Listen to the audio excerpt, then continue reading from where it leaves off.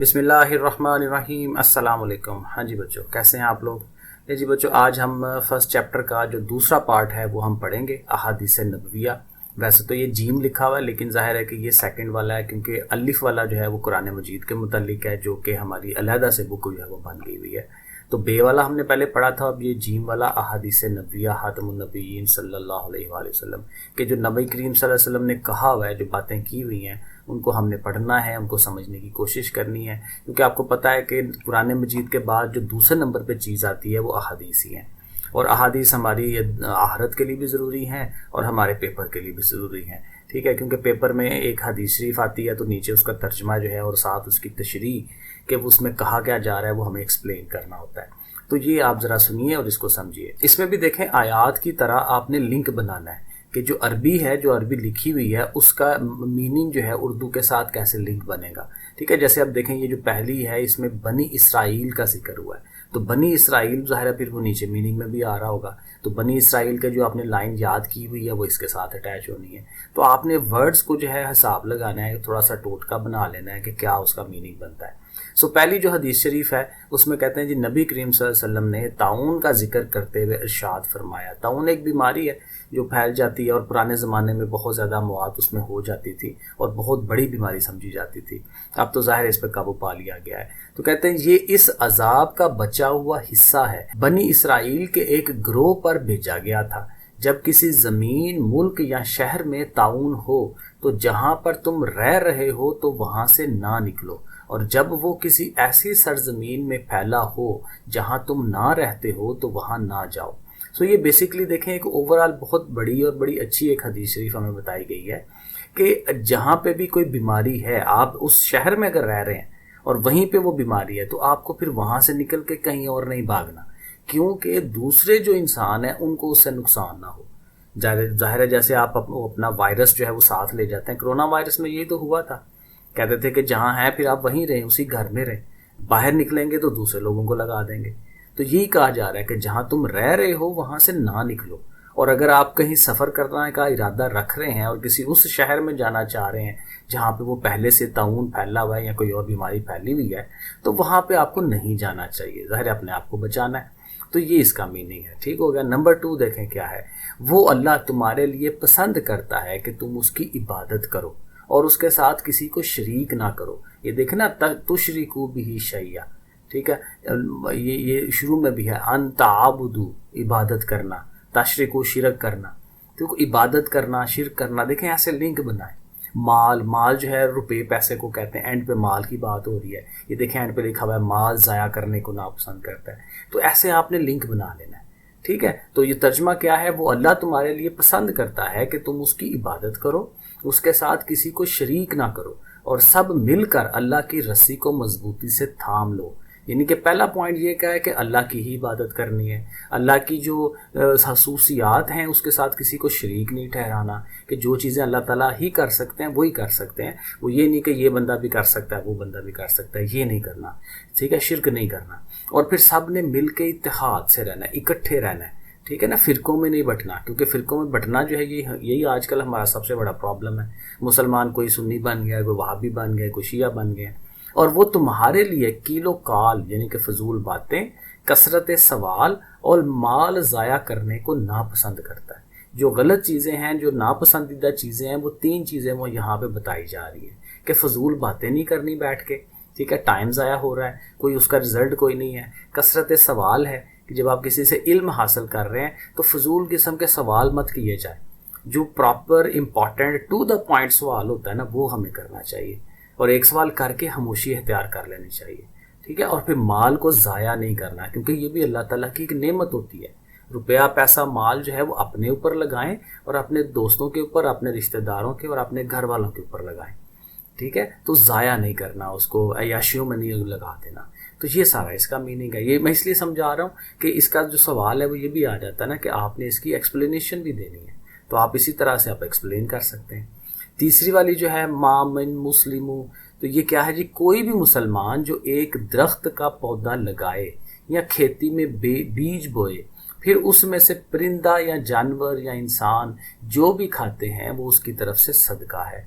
अब देखें इस हदीस शरीफ में ना जो छोटी छोटी नेकियां है ना उसका जिक्र है कि आप कोई भी छोटा सा काम करते हैं जिससे किसी को फ़ायदा पहुंचता है तो ये सदका है, ये आपकी तरफ से जो है अल्लाह ताला की तरफ जा रहा है जो आपको आखिरत में काम आना है। एक पौधा लगाया है, दरख्त लगाया है, खेती कर रहे हैं, वहाँ से दरख्त लग रहे हैं, इवन परिंदा खा के जा रहा है।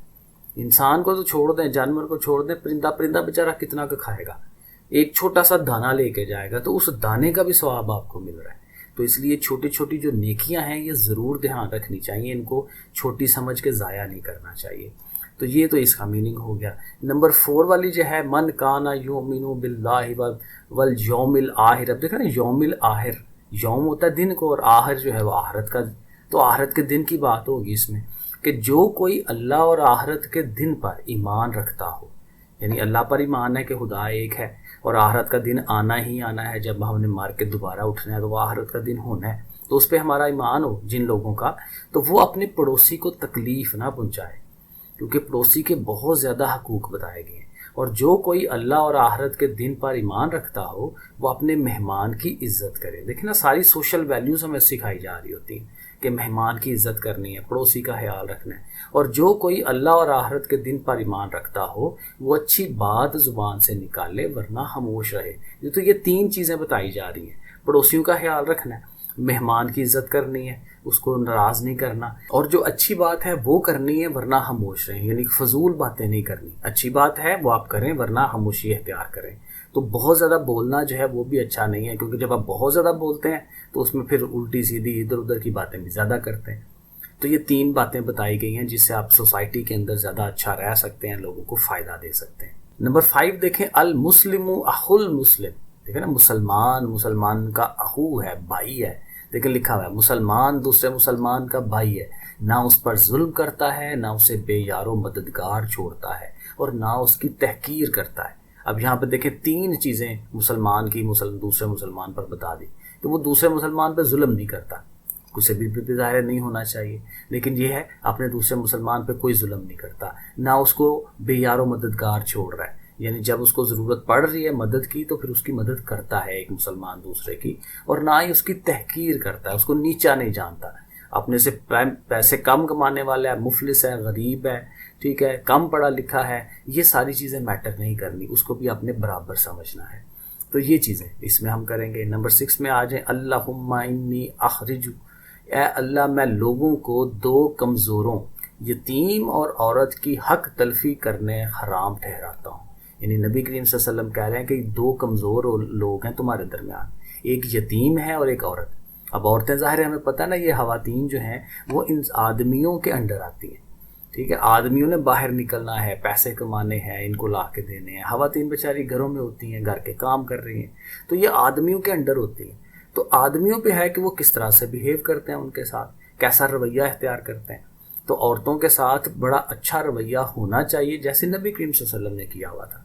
हम लोग असल में वो चीज़ देखते नहीं है कि नबी करीम सल्लल्लाहु अलैहि वसल्लम ने कैसे हवातीन के साथ रवैया रखा है, अपनी बेगमात के साथ कैसा रखा है। वालदा तो ज़ाहिर जल्दी फोत हो गई थी ना, और यतीम जो है, यतीम का तो सर पे वो बाप ही नहीं है, तो जब बाप ही नहीं है तो वो यतीम बच्चा कैसे जो है वो परवरिश पा रहा होगा, कैसे कैसे मसाइल का सामना कर रहा होगा।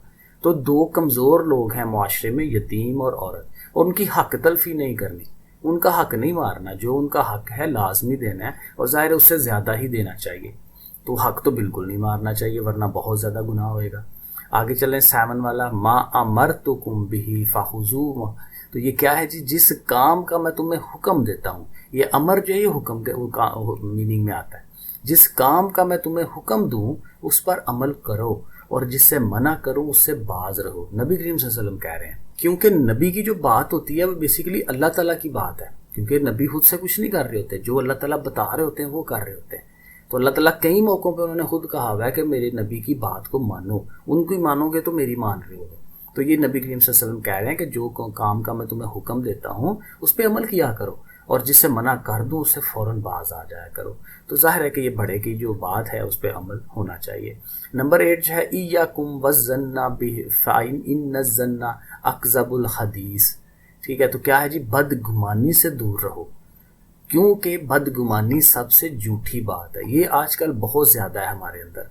बदगुमानी ये है कि किसी के मुतल्लिक हम गुमान कर लेते हैं, सोच लेते हैं कि ये बंदा ऐसा है, और वो कैसा है बद के हिसाब से, ये नहीं कि अच्छे गुमान कर रहे हैं, हम ये गुमान कर रहे हैं कि ये जो बंदा है इसके अंदर ये वाली खराबी है, सोच रहे हैं कि ऐसा होगा, ये बंदा ऐसा ही होगा। जब तक हमें एग्जैक्ट पता ना हो कि वाकई हमारे सामने वो ऐसा कर रहा है, चोर है तो हमारे सामने चोरी करता हुआ देखा है हमने, तो फिर भी वैसा नहीं कहना चाहिए। लेकिन जब तक देखा ही नहीं है, किसी के कहने पे हम कह दें भाई ये भी चोर है, ठीक है, तो फिर बदगुमानी है ये। तो हमेशा दूसरों के मुतल्लिक खुशफहमी रखनी चाहिए कि ये बंदा ऐसे है, लेकिन ज़ाहिर है अपने आप को बचाना भी होता है, लेकिन बदगुमानी से दूर रहना चाहिए, क्योंकि अगर हर बंदे के लिए हम बदगुमानी ही करते रहेंगे फिर तो मुआशरे में बिगाड़ होगा बहुत ज़्यादा। तो इसलिए कहा जा रहा है बदगुमानी से दूर रहो, अपने जहन को अच्छा रखो, क्योंकि बदगुमानी झूठी बात है, झूठ ही हुआ ना कि वो एक्चुअल में वो चीज़ है नहीं और हम उसको मान के बैठे हुए हैं, ठीक है। नंबर 9 जो है लानतुल्लाह, ये तो बड़ा सिंपल सा है कि अल्लाह की लानत हो उस पर, अलल राशि वल मुर्तशी। अब ये राशि मुर्तशी पहले भी आता है, रिश्वत देने वाला और रिश्वत लेने वाला, उस पर अल्लाह की लानत है। तो ये रिश्वत वाला काम आजकल भी देख लें हमारे सोसाइटी में बहुत ज़्यादा हो गया हुआ है। तो रिश्वत यही है कि काम बड़े आराम से हो सकता था, लेकिन अगला बंदा चूंकि फंसा हुआ है, वो आप ही काम कर सकते हैं, तो आप कहें कि भाई इतने पैसे दोगे तो मैं तुम्हारा काम करूँगा, तो ये रिश्वत है। तो ये देने वाला वैसे बाज़ का तो फंसा होता है, लेकिन ये भी कहा जा रहा है कि रिश्वत देने वाला जो है वो भी उसी ज़िम्मे में आता है, क्योंकि वो अगले बंदे को पक्का कर रहा होता है कि ठीक है भाई रिश्वत लोगे तो अपना काम चलाओ। तो इसलिए ये दोनों चीज़ें कह रहे हैं, रिश्वत देने वाला और लेने वाला दोनों पर अल्लाह की लानत है। और नंबर 10 है इन्नल्लाह यरफ़उ बिहाज़िहिल किताब, किताब की बात हो रही है, यानी कुरान मजीद की बात हो रही है। अल्लाह ताला इस किताब कुरान मजीद के ज़रिए से बहुत से लोगों को ऊंचा करता है और बहुतों को उसके ज़रिए से नीचे गिराता है। ऊंचा करने का मतलब यही है कि जो कुरान मजीद में अल्लाह ताला बातें अच्छी चीज़ें बता रहे हैं, लोग उसको पढ़ें समझें उस पर अमल करेंगे, तो उन लोगों की अल्लाह ताला इज़्ज़त बना देता है बहुत ज़्यादा, उनको आखिरत में भी ऊंचा मुकाम है, दुनिया में भी उनकी इज़्ज़त बन जाती है। और जाहिर है कि जो कुरान के अगेंस्ट जा रहे होंगे तो उनको फिर अल्लाह ताला नीचे गिरा देता है, उनकी इज़्ज़त दुनिया में भी नहीं हो रही होती बाहर में, और जाहिर आखिरत में भी नहीं हो रही होगी। तो ये इसको ओवरऑल हमने क्या करना है, अहादीस को याद करना है, अरबी के साथ लिंक बनाना है, ठीक है। इवन कि ये मैं तो कहता हूँ ये वाली चीज़ भी याद रखें, जैसे ये लानतुल्लाहि अलल राशि वल मुर्तशी, ये कहाँ से आई है, सुनने इब्ने माजा 23-13, क्योंकि ये MCQs में ये चीज़ आ सकती है, ठीक है। तो ये लिंक बना के तर्जमा याद करना है, और तशरीह जो है कम से कम एक पैराग्राफ को 4-5 लाइनें आपको ज़रूर उस पर लिखनी आती हूँ, जैसे मैं एक उसको मैं एक्सप्लेन कर रहा था। तो इसका सवाल जवाब नहीं है, इसका इतना ही आपने तैयार करना है। ओके फिर बच्चों, अल्लाह हाफिज़।